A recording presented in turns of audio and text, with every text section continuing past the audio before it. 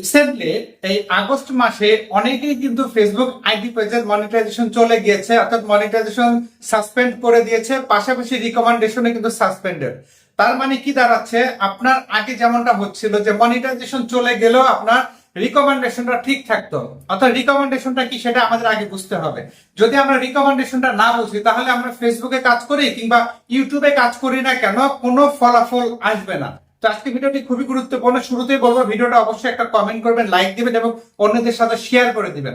আলোচনা করছি যে রিকমেন্ডেশন চলে গেলে আসলে আমাদের কি কি ক্ষতি হয়, আর মনিটাইজেশন যে কারণে চলে যাচ্ছে তার কারণটা কি, এগুলো নিয়ে বিস্তারিত কিন্তু এই পর্যায়ে আলোচনা করার চেষ্টা করছি।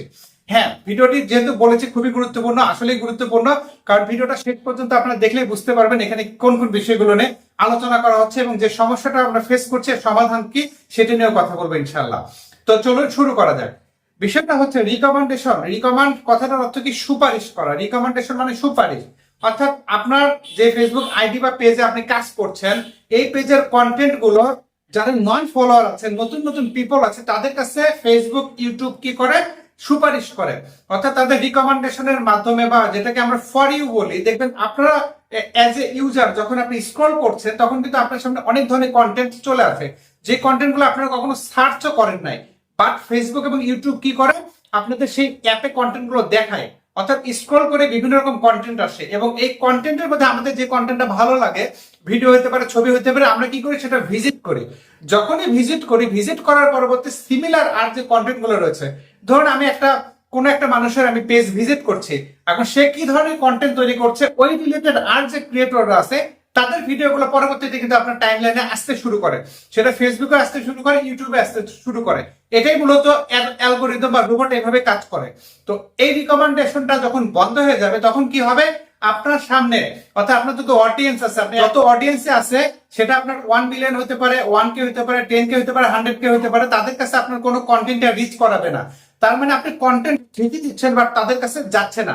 তো আপনার ফলোয়ারের কাছে যখন যাচ্ছে না, এখান থেকে আমরা বুঝতেই পারি নন ফলোয়ারের কাছে তো যাবেই না। যেখানে ফলোয়ারের কাছে রিচ করাচ্ছে না সেখানে নন ফলোয়ার তো দূরের কথা, তাই না? তো এই জন্য কি করতে হবে? আমাদের ফেসবুকের গাইডলাইন মেনে চলতে হবে। ফেসবুকের গাইডলাইনটা কি?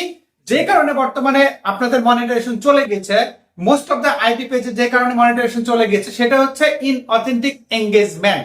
এই ইনঅথেন্টিক এঙ্গেজমেন্টের ফলে কিন্তু মনিটাইজেশন চলে গেছে, পাশাপাশি এখানে রিকমেন্ডেশনটাও সাসপেন্ডেড হয়ে গেছে। অর্থাৎ এখন ডাবল শাস্তি দিচ্ছে ফেসবুক, কিন্তু শুধু সিঙ্গেল না। আগে মনিটাইজেশন চলে যেত এবং একটা সময় আনঅরিজিনাল কন্টেন্ট বা হয়তো বা ফেক ফেক কোনো কন্টেন্ট, বা হয়তো বা ফেসবুকের গাইডলাইন ভঙ্গ করেছেন এই ধরনের কন্টেন্ট, বা ফেসবুকের যে কন্টেন্ট গুলো সাপোর্ট করে না এই ধরনের কন্টেন্ট ছিল, বা হয়তো বা ছোট বাচ্চার বা এমন কিছু কন্টেন্ট যেগুলো আপনারা জানেন যে কমিউনিটি স্ট্যান্ডার্ড লঙ্ঘন করতে পারে, এগুলোর ফলে যখন আপনার মনিটাইজেশন চলে যেত, অথবা কপিরাইট নিয়ে কাজ করেছেন, আপনি স্ট্রাইক খেয়েছেন, হয়তো 1 মাস পর মনিটাইজেশন ব্যাক হতো, বাট সেটা হতো। কিন্তু বর্তমানে ফেসবুক হার্ড লাইনে গিয়েছে কি? আপনার রিকমেন্ডেশনও বন্ধ হচ্ছে। তার মানে আপনার একটা রানিং একটা পেজ, যে পেজটা আপনার রানিং চলছে, এখন এই পেজে আপনি কাজ করছেন, ইনকাম হচ্ছে, সেই পেজটা যদি হঠাৎ করে মনিটাইজেশন চলে যায়, পাশাপাশি যদি রিচ ডাউন হয়, তার মানে আপনার সবকিছু বন্ধ হয়ে গেল। কথা কি ক্লিয়ার? না ভেজাল আছে? তার মানে এখন আমাদের কি করতে হবে? ফেসবুকের গাইডলাইন মেনে চলতে হবে।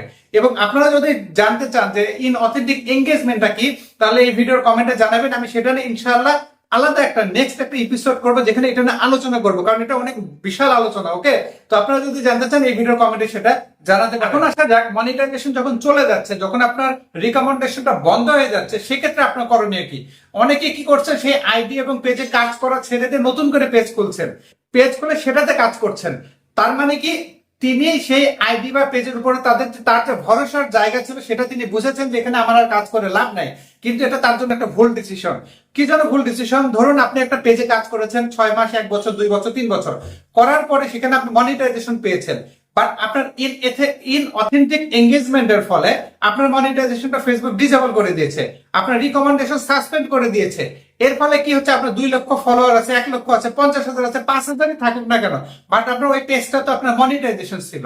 বাট নতুন পেজে যে আপনি কাজ করছেন, এই পেজে আপনি মনিটাইজেশন পাবেন কিনা তার কোনো গ্যারান্টি আছে? কারণ আপনারা তো জানেন, অবশ্যই একমত হবেন যে এত পরিশ্রম করার পরে নতুন আইডি পেজ গুলোতে কেন সেটআপ পাচ্ছি না।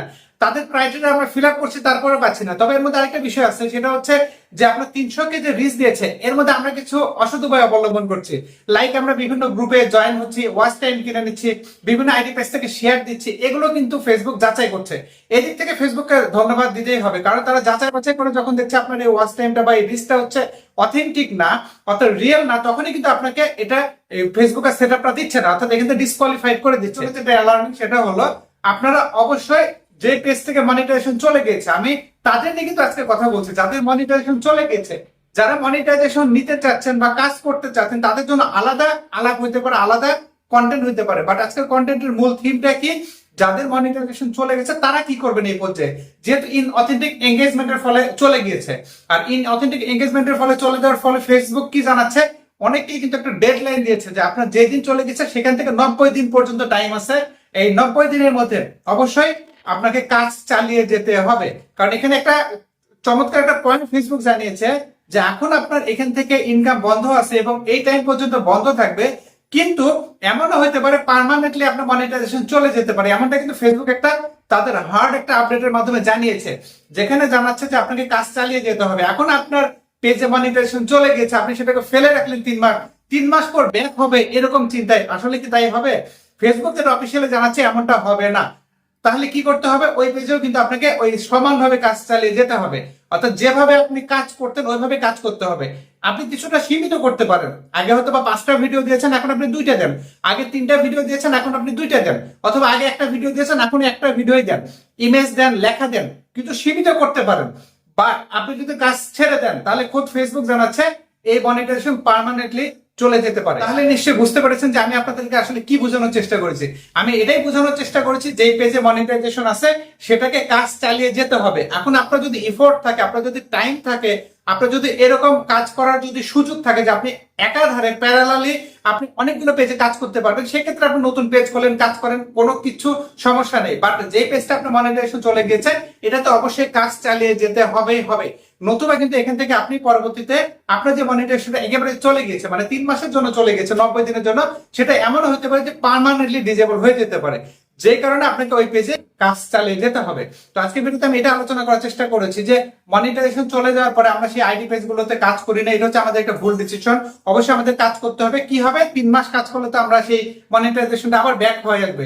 যখনই মনিটাইজেশন ব্যাক হয়ে আসবে, তখন আপনার রিকমেন্ডেশনটাও কিন্তু ঠিক হয়ে যাবে, অর্থাৎ এট দ্য সেম টাইম দুইটাই ওকে হয়ে যাবে। তাহলে আপনার সেটাই ভালো, 3 মাস কাজ করে ব্যাক করে আনা, নাকি নতুন পেজ খুলে আবার 6 মাস 1 বছর কাজ করে দেখা যাচ্ছে সেটআপ পাচ্ছেন না, সেটাই ভালো? কমেন্টে জানাবেন। আমি কিন্তু জাস্ট বাস্তবতা নিয়ে কথা বললাম। তো ভিডিওটা অনেক লম্বা হয়ে গেছে। আসলে ফেসবুক নিয়ে অনেক কথা বলার আছে, ফেসবুক ইউটিউব নিয়ে প্রচুর আপডেট রয়েছে, বাট আমি সেই টাইমটা করতে পারছি না, কারণ আমি একটা কাজে বিজি। কোন কাজে বিজি, অবশ্যই একটা গুড নিউজ নিয়ে ব্যস্ত আছি, সেটা অবশ্যই আপনারা জানতে পারবেন, কারণ সময় তো খুবই মূল্যবান। আমি ওই কাজটাতে এত পরিমাণ ব্যস্ত যে ওখানে আমাকে একটা টার্গেট নিয়ে আগাতে হচ্ছে। ইনশাল্লাহ সেটা কিন্তু আমি আপনাদেরকে খুবই শীঘ্রই জানাবো। যখন আমার টার্গেট পূরণ হয়ে যাবে, সেটা আপনাদেরকে জানাবো ইনশাল্লাহ, সেখান থেকে আপনারা উপকৃত হতে পারেন। তো এই ছিল আজকে গুরুত্বপূর্ণ আপডেট। আশা করছি আমি আপনাদেরকে বুঝাতে পেরেছি। বুঝাতে পারলে অবশ্যই ভিডিওতে একটা লাইক দিবেন, বন্ধুদের সাথে শেয়ার করতে ভুলবেন না।